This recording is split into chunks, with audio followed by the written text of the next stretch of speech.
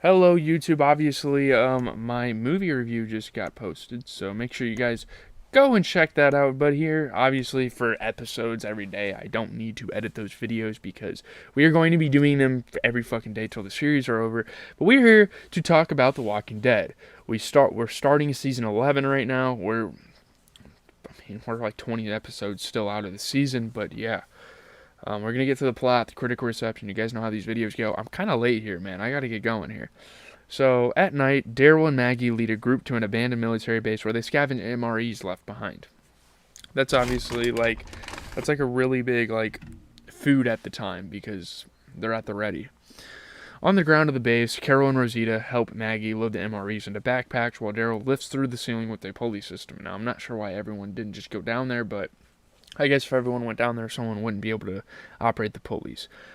A pulley snaps and Daryl cuts his arm, catching a backpack. A drop of his blood lands on a walker, rousing it, and the noise wakes every walker in the room. And I don't understand this concept because I thought that walkers never slept. That's fucking weird. It's weird how this show just throws random shit in there without saying it. But yeah. As the group on the ground fights them off, Daryl lifts them to safety through the ceiling, obviously trying to give supporting fire with the crossbow. So that's the beginning of the movie. So when they return to Alexandria, Gabriel reveals that they only have enough food to last them a week. They are just scavenging for supplies. And finally, this show realizes the aftermath of not having shit. Maggie suggests they refill their supplies by taking her back her former camp. Meridian, which was overthrown by a group that killed most of their people, and I'm assuming that's the Reapers she's talking about. She forms a team, among them Daryl, Gabriel, Alden, and Negan, to go to Meridian. Obviously, Negan going with them is kind of fucked up, really. That she'd make Maggie. They'd make Maggie go through that. Most familiar with the area, Negan is chosen to lead the way. When they pass through Washington, D.C., I'm pretty sure Washington, D.C. is where Negan is from. A severe thunderstorm forces the group to take shelter in a subway station where they continue their route underground through the tunnels. And even then, it's super risky because the pipes are ringing. If they burst, this place is gonna fucking flood. So we get elsewhere, and we're getting to the Eugene, Ezekiel, Yumiko, and Princess story as they are transported into a compound guarded by paramilitary troopers. The group is separated and interrogated for hours by two Commonwealth auditors, Clark, played by Kerry Genzel, and Evans, played by Matthew Cornwell, while Mercer, this big-ass fucking guard in orange clothing, played by Michael James Shaw, the general of the Commonwealth Army, observes. And the Commonwealth Army is the name of these people. We didn't really know who they were before. The auditors are fixated on what the group's lives were like before the fall. When reunited at the detainment center, the group decides they need to escape, and they were asked repetitive questions, of course. I forgot to say that.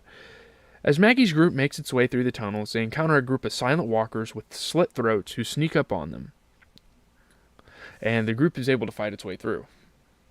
Negan refuses to take the group any further into the tunnel, saying it's too dangerous, but Maggie insists they need to push forward.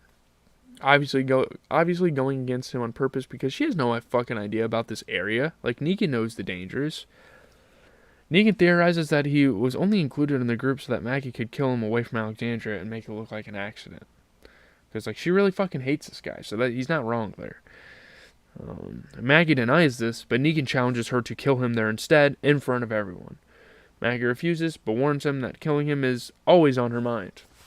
Oh my god, shiver me fucking timbers. I'm sorry, but I like Negan too much of a character to be oh yeah, this motherfucker deserves to die. I'm sorry, he's a fucking amazing character. He's not gonna be fucking scared of you, Maggie. So at the compound, Princess, who has a gifted memory, which is something we just now kind of realize, reveals that two of the guards regularly disappear for a half hour, leaving their armor behind. And they probably have sex, presumably. During this window, Eugene and Yumiko steal the troopers' uniforms and escort Ezekiel and Princess out of the compound. Now, this seems a little too convenient, but this show is known for conveniences, so there you have it. On the way out, the group passes a wall with photos of missing people.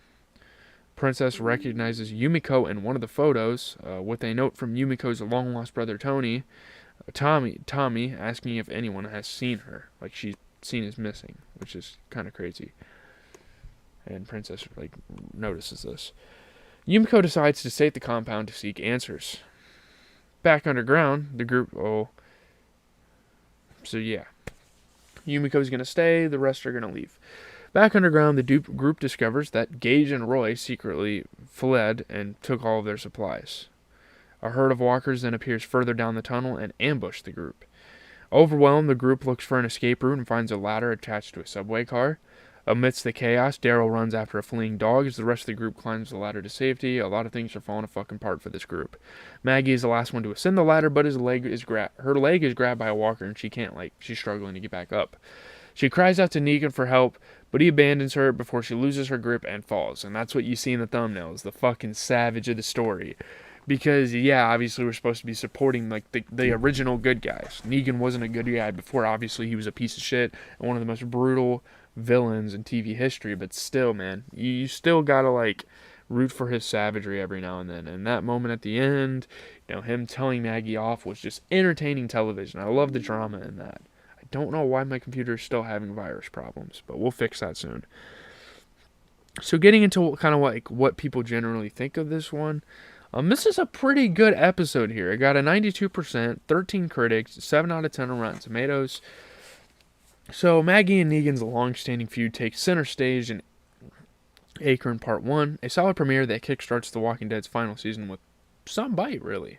No pun intended. Denny Geek gave it a 3.5 out of 5. There are a lot of positives. After the heights of the previous season's COVID episodes, there's a slight letdown here. Like, maybe they could have done better at kind of refreshing the series for us. But yeah. The performance of Jeffrey Dean Morgan, Negan's redemption arc. The character direction Maggie is kind of heading in. I don't know if she's going to die here or not, but like the direction she's heading in is kind of questionable. 5 out of 10 on IGN. During a final stretch when things need to heat up, the show feels like it's cooling down. That doesn't mean exciting things aren't waiting in the wings, but the various parts of this particular episode did not make for a promising premiere. There are kind of some boring parts. I will admit, there are some very boring parts here. Splitting the season premiere into 2 parts felt kind of unnecessary. I don't know why they did that. It's a pretty strong season premiere, this episode, but it would have been better if the 2 episodes aired together. Apparently, I don't know. I haven't seen that. I don't want spoilers. C+ by FilmSpeak. Aside from feeling very much like half an episode with the needle of its story not advancing very far forward and a cliffhanger ending, also feels like a significant step down from some of the highs The Walking Dead reached with recent entries. And yeah, that's really all I have to say. I'm out, guys. I gotta get going. I gotta eat lunch. Gotta watch Dexter. Gotta record another video. Gotta work on a video for next week. I am grinding, man. We're doing it. The Travis Scott Iceberg video is coming out next week, and I could not be more excited.